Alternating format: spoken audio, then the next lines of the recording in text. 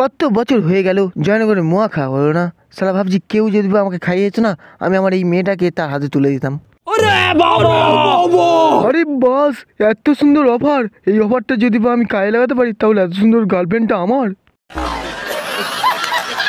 আমি এক্ষুনি একটা কেন 10 বাক্স জয়নগরে মোয়া এনে দিতে পারি। যাক বাবা, অবশেষে আমরা জয়নগরে মোয়া খেতে পারবো।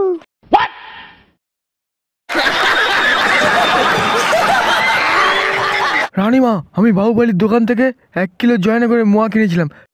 আচ্ছা। শালা আমাকে বাসি মোয়া দিয়েছে, তাই আমি ওর বউকেই তুলে এনেছি।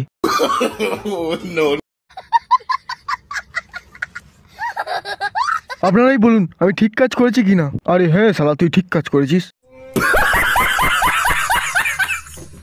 আরে কোন শালা আমার বউকে নিয়ে পালিয়েছিস? আজকে তার ওই দুটো কেটে নেবো, নাম মানে হাতটাই কেটে নেবো।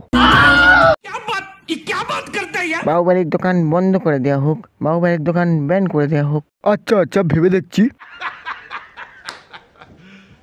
কোর্টের কাছে আমার আবেদন, সরি রানীমার কাছে আমার নিবেদন, বাহুবলীর দোকান ব্যান করে দেওয়া হোক। আরে ওই শালা ওই, তোকে আমি 4 কেজি মোয়া আমি ফ্রিতে দেবো, কিন্তু প্লিজ আমার দোকানটাকে ব্যান করতে বলিস না। 4 কেজি কেন, আমাকে 8 কেজি মোয়া দিলেও আমি তোর দোকানকে ব্যান করে তারপর ছাড়বো। বাহুবলী, ওই ছেলেটাকে বাসি মোয়া দেওয়ার কারণ?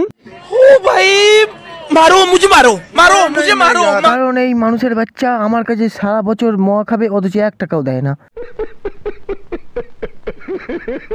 তাই আমি সিদ্ধান্ত নিয়েছি ওকে বাসি মোয়া খাইয়ে তারপর মারবো।